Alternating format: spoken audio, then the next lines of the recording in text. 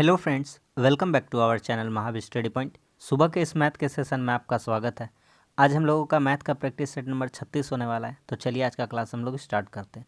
रोज़ सुबह 10 बजे से मैथ और शाम 5:30 बजे रीजनिंग का प्रैक्टिस सेट होता है, जिसमें 20 क्वेश्चन हम लोग प्रीवियस से रेलवे के जो भी एग्जाम में पूछे गए उन्हीं का कलेक्शन हम लोग करते हैं। इस टाइप का क्वेश्चन अगर आप प्रैक्टिस करते हैं तो जितना हम बता रहे हैं शुरू से लेकर के 20 क्वेश्चन को हर सेट का मेरा शिद्दत से देखिए। आपको हम वादा करते हैं कि जिस भी अप्रोच से आप बनाते थे वो अप्रोच छोड़िए और जैसा सिखाते वैसा सीखिए। आपका मतलब कम समय में बहुत जल्दी एग्ज़ाम में कंप्लीट होगा क्वेश्चन। बना तो सभी कोई लेता है मैथ्स, लेकिन कम समय में बनाना ये ज़रूरी होता है, सही अप्रोच के साथ बनाता है तो हम लोग वही अपना प्रैक्टिस सेट में करते हैं। देखिए पहला क्वेश्चन कहता है किसी लंब वृत्ताकार शंकु का आयतन जिसके आधार की त्रिज्या इसकी ऊंचाई से आधी है। मान लेते हैं शंकु का आधार आर था। कितना था?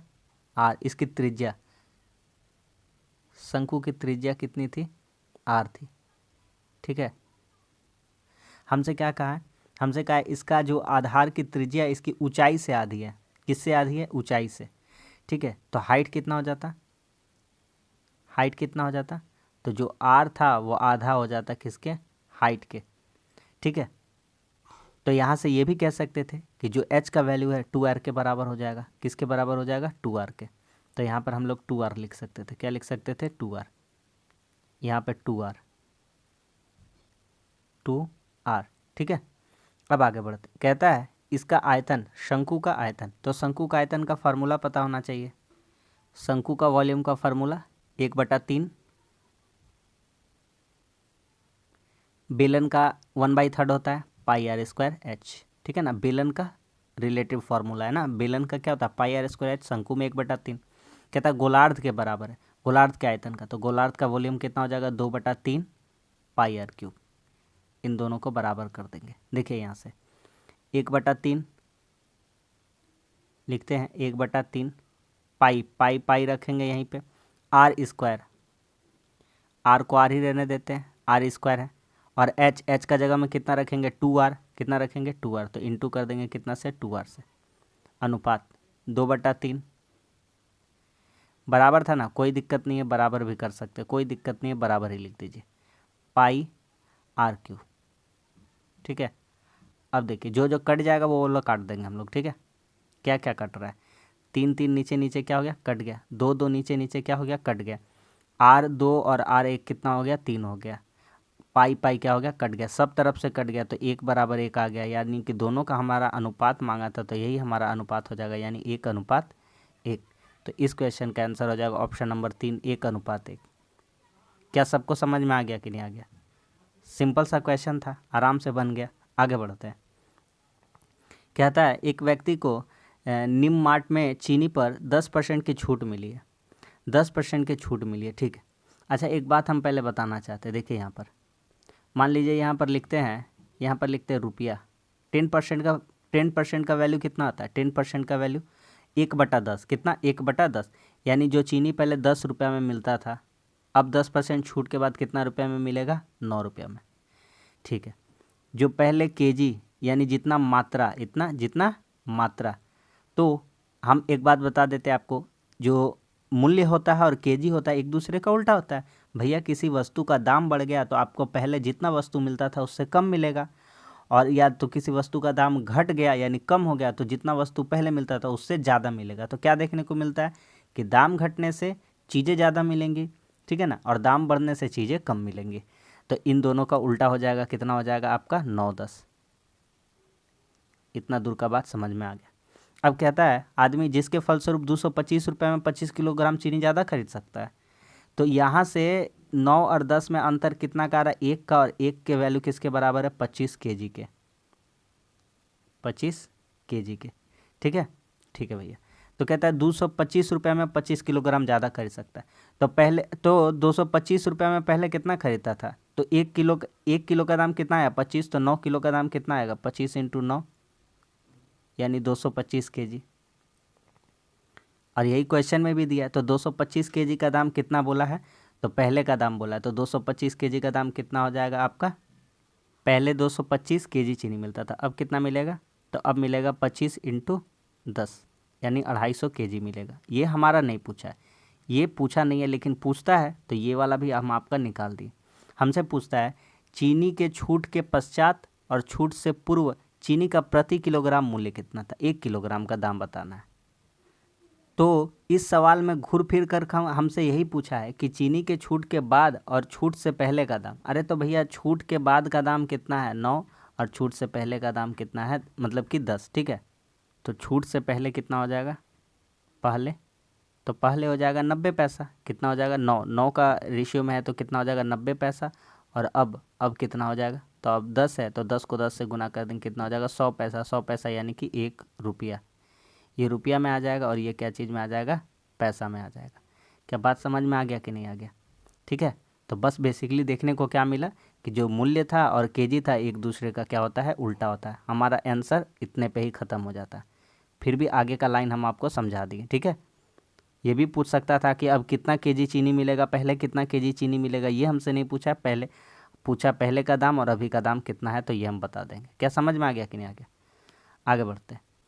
अगला सवाल कहता है कि धूम्रपान के खिलाफ एक अध्ययन के अनुसार पता चला पिछले वर्षों के सापेक्ष धूम्रपान करने वाले का प्रतिशत हर साल 10% गिर रहा है। 10% क्या हो रहा है, गिर रहा है। यानी 10% का फ्रैक्शन वैल्यू कितना होता है, 10% का फ्रैक्शन वैल्यू 1/10, और गिर रहा है, कमी हो रहा है। क्या हो रहा है, कमी हो रहा है। कमी हो रहा है तो कितना हो जा रहा है अब 9/10, ठीक है। हमसे कहता है यदि वर्तमान में इतने हैं तो 3 साल पहले बताना। देखिए पहले बताना, क्या बताना पहले, तो 8748, और पहले बताना, क्या बताना पहले। तो आपने जो समीकरण लिखा उसको उल्टा कर दीजिए, 10/9। 3 साल का है तो कितने बार लिख देंगे, 3 बार। सवाल ख़त्म। तो इस अप्रोच से अगर सवाल आप सॉल्व करते हैं तो आप इजीली बना पाएंगे इस पोर्शन को, ठीक है। 9 से देखिए 81 से काटते हैं पहले, 9 9 81, 81 कम 81 हो जाएगा, ठीक है। या 9 9 81, 81 9 729, या 9 का क्यों 729 है, ये कितना बार में कट जाएगा आपको क्या लगता है, हमको लगता है 12 बार में कट जाना चाहिए, ठीक है। 729 इंटू 12, 729 इंटू 12 करके देख लेते हैं अगर, ठीक है। 729 इंटू 12, 12 9 108, 12 दूनी 24, 24 और 10 34 के 4 हाथ में 3, 12 7 84, 3 87, सही जा रहे थे ना। तो बोले ना 12 बार में कट जाएगा, राउंड फिगर देख लिए थे, ठीक है। तो 12 को 3 से गुना कर देंगे, 3 को 0 है तो कितना हो जाएगा 12,000, ठीक है। तो पहले कितनी जनसंख्या थी, 12,000 जनसंख्या थी, ठीक। तो कितना हो जाएगा ऑप्शन नंबर 1। कोई भी गुना भागा नहीं करना पड़ा, आराम से कट गया, ठीक है। आगे बढ़ते हैं। अगला सवाल कहता है 3x बराबर कॉसेक थीटा और 3/x बराबर कॉट थीटा, तो इसका मान निकालिए। इस क्वेश्चन में थोड़ा सा दिमाग लगाते हैं। आपको दिख रहा है कॉसेक और दिख रहा है कोट, ठीक है, ठीक है भैया, कॉसेक और कॉट दिख रहा है। तो एक काम करते हैं, सबसे पहला बात लिखते हैं कि कॉसेक और कॉट दिख रहा है, हम जानते हैं इसके बारे में कि क्या, कि cosec square theta minus cot square theta, इसका वैल्यू कितना होता है 1। अब यहाँ से कोसेक का मान रखेंगे। कोसेक का मान कितना कहा है 3x, कितना कहा है 3x, माइनस कॉट, कॉट का मान कितना कहा है 3/x। तो कोसेक स्क्वायर था तो इसका भी क्या कर देंगे स्क्वायर, कॉट स्क्वायर था इसका भी क्या कर देंगे स्क्वायर, बराबर 1, ठीक है। अब हमसे 3 का निकालेंगे तो कितना हो जाएगा 9 और x स्क्वायर हो जाएगा, ठीक है। 3 का स्क्वायर कितना हो जाएगा 9 और बटा x स्क्वायर, बराबर कितना हो जाएगा 1।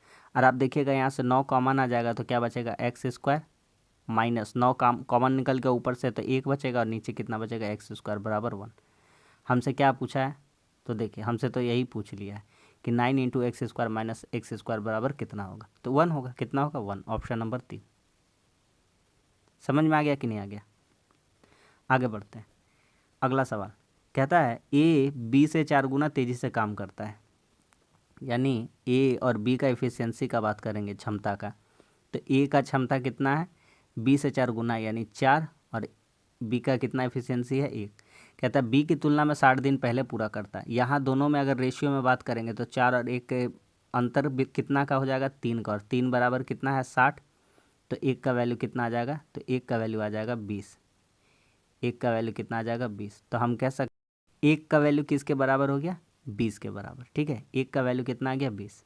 तो हम कह सकते थे कि जो ए का इफ़िशियंसी है वो 80 हो जाता और बी का इफ़िशियंसी कितना हो जाता 20। और हम लोग जानते हैं इफ़िशियंसी और टाइम एक दूसरे का उल्टा होता है। अगर नहीं जानते तो सीखिए कि ए और बी का निकालते हैं टाइम कितना लेता, तो ए कितना टाइम लेता, तो ए देखिए बी का इफ़िशियंसी कितना हो जाता, एक का वैल्यू 20 और बी का इफ़िशियंसी 1 था, तो बी का टाइम कितना लग जाता, उल्टा लग जाता। तो बी का टाइम लग जाता 80 और ए का टाइम लग जाता 20, यानी ए 20 दिन में करता और बी जो है 80 दिन में करता। तभी इन दोनों का अंतर कितना आता 60 का। इन दोनों का अब एलसीएम लेंगे कितना हो जाएगा 80, 20 चौके 80, 80 कम 80, तो दोनों मिल के कितना दिन में काम करेंगे। तो टोटल काम कितना है, टोटल काम है 80 और दोनों का एफिशिएंसी कितना है 5। तो 80 को 5 से भागा कर देंगे कितना आ जाएगा 16।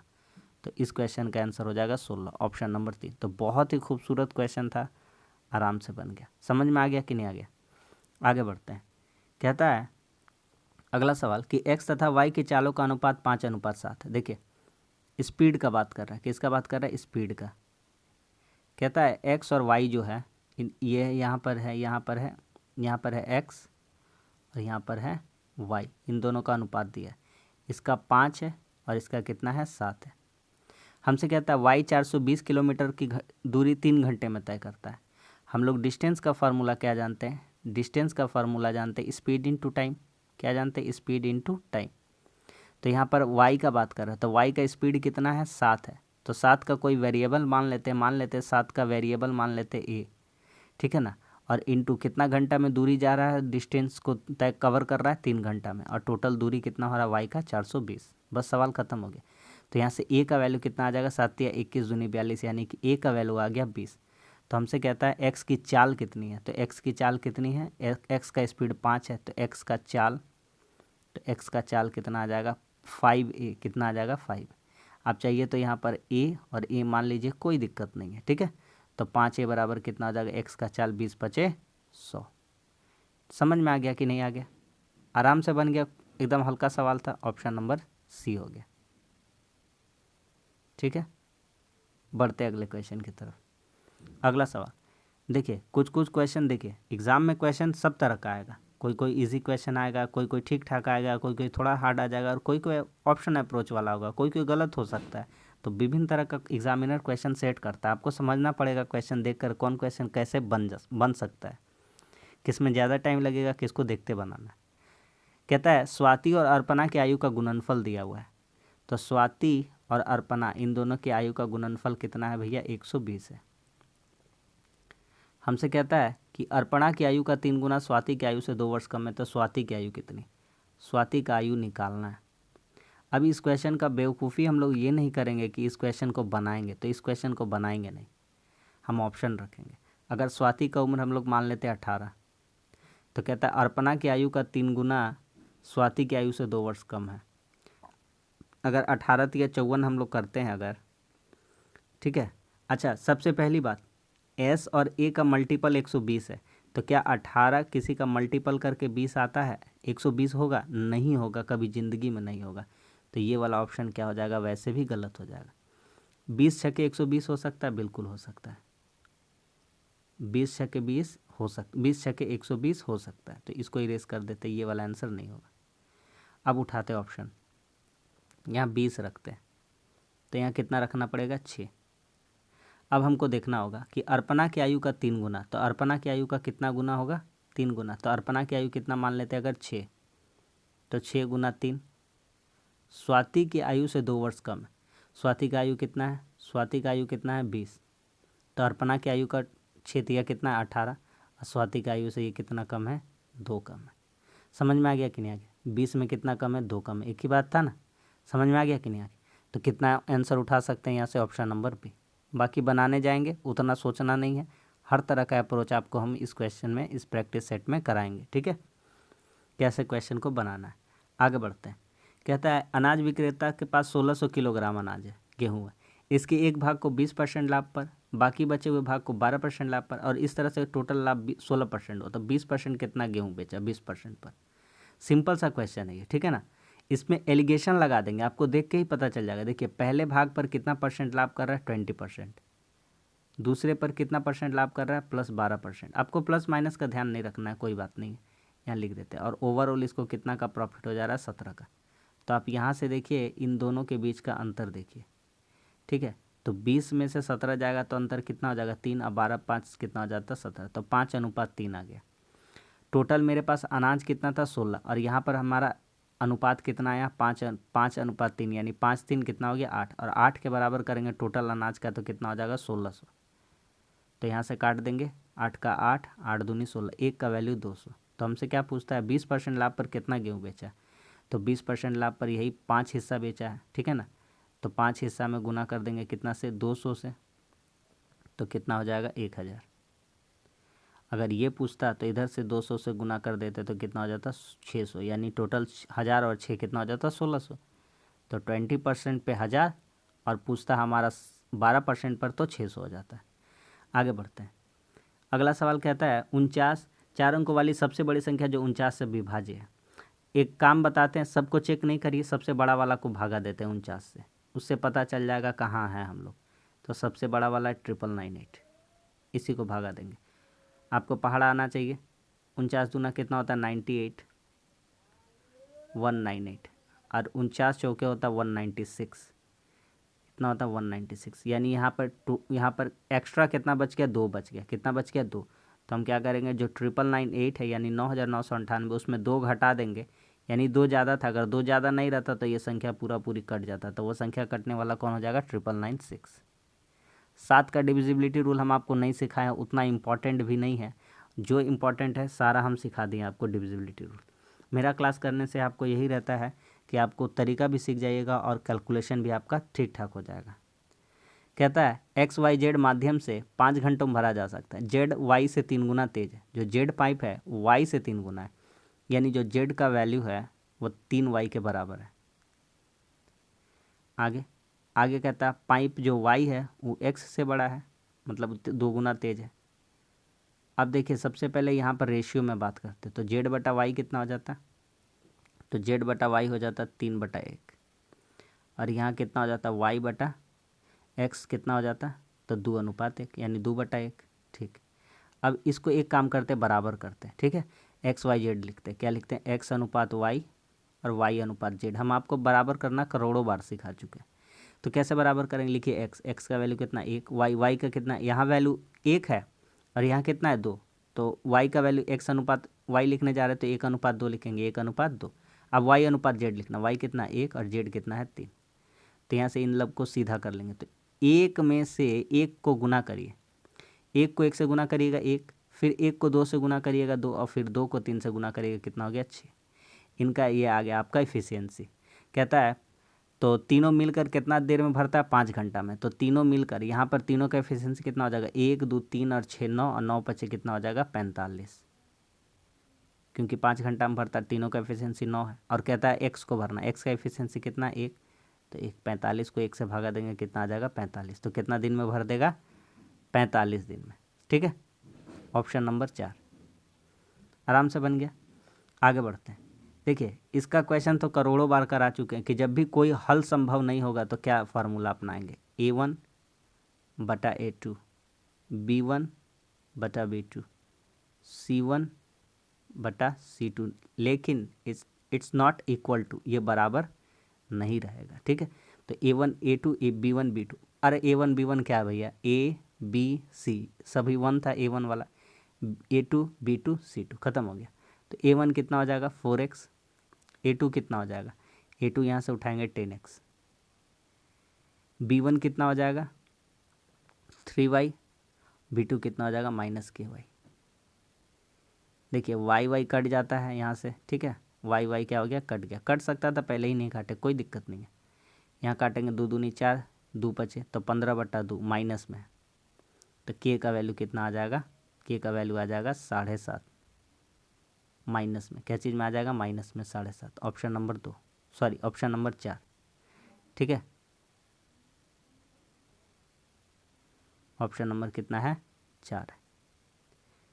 आगे बढ़ते हैं।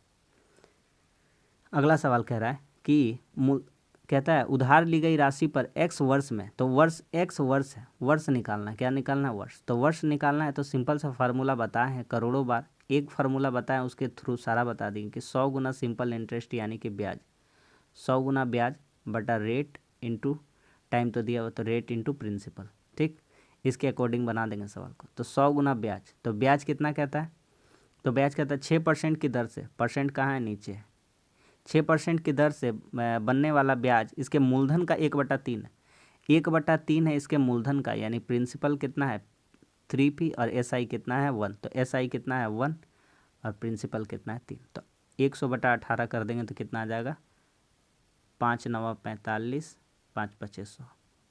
ठीक है, ऑप्शन नंबर 1 कट जाएगा, 50/9 आएगा, इसको पूर्णांक में तोड़ दिया जाएगा, ऑप्शन नंबर 1।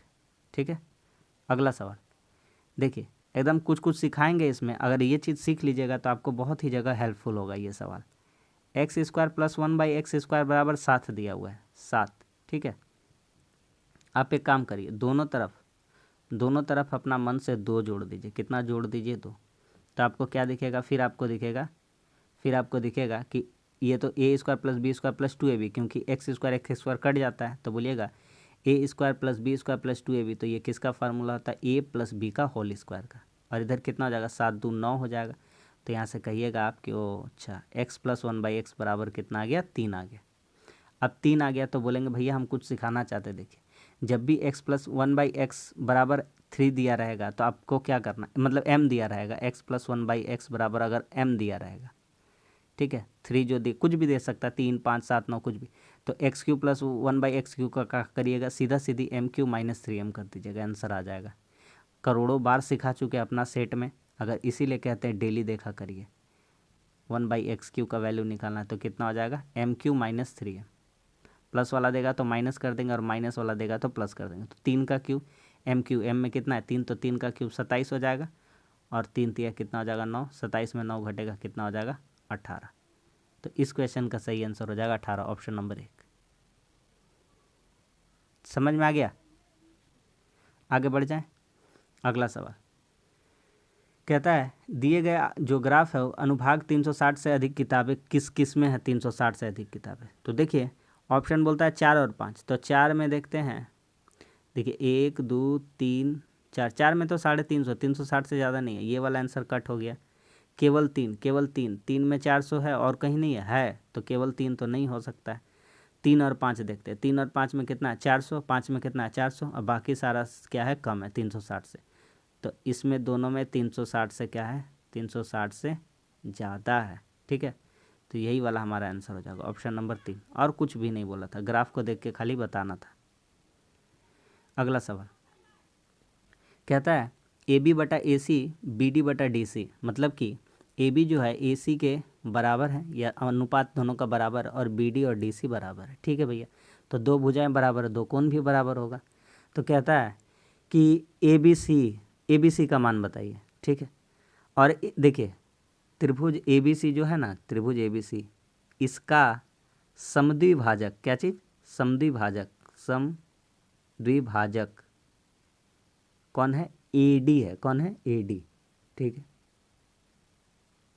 AD है, अच्छा इसका AD है, तो अगर अगर अगर आपका एंगल छोटा त्रिभुज में अगर देखते हैं एंगल, या बड़े त्रिभुज में देखते हैं, अगर बड़ा त्रिभुज टोटल देखते हैं तो क्या निकलता है BAC बराबर कितना हो जाता है 56, तो इसी को आधा कर दिया है, क्या कर दिया आधा, तो ये भी कितना हो जाता है 28 हो जाता, क्योंकि पूरा दोनों क्या रहता है बराबर रहता, पूरा दोनों क्या रहता है बराबर, क्योंकि इसका समद्विभाजक है, आधा कर दिया उसको, तो 28 हो जाता।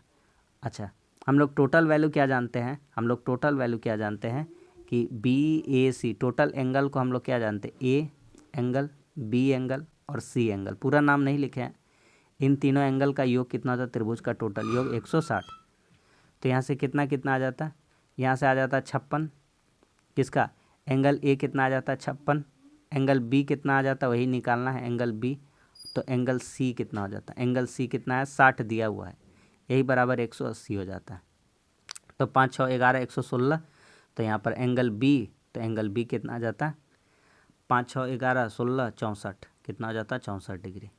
ठीक है, तो कितना हो जाता है 64 डिग्री, ऑप्शन नंबर 3 आराम से बन गया, कोई दिक्कत नहीं है, समझ में आ गया कि नहीं। अगला सवाल कहता है असंगत को छाटिए, हल्का सवाल है, असंगत को छांटना ना। देखिए पहला वाला को लिखेंगे तो 2/100, दूसरा वाला को लिखेंगे तो 2 बटा कितना हो जाएगा 100, तीसरा वाला को लिखेंगे तो 2/100, लेकिन चौथा वाला को लिखेंगे तो कितना 2/3 दशमलव है, दशमलव के बाद 3 अंक, तो ये हो जाएगा 4, 4 को 0, तो 2/1000 अलग है, 2/1000 यही वाला अलग हो गया। दशमलव के 3 अंक मतलब दशमलव के बाद तीसरे स्थान पर 2 आ रहा है, ठीक है ना, समझ में आ गया कि नहीं। आगे आते कहता है 50 कलम पेज 80 पेंसिल है और 65 रूलर को समान रूप से विद्यार्थी में बांटा गया। 5 नगों को नहीं वितरित किया गया है, मतलब 5-5 चीज़ों को नहीं वितरित किया गया।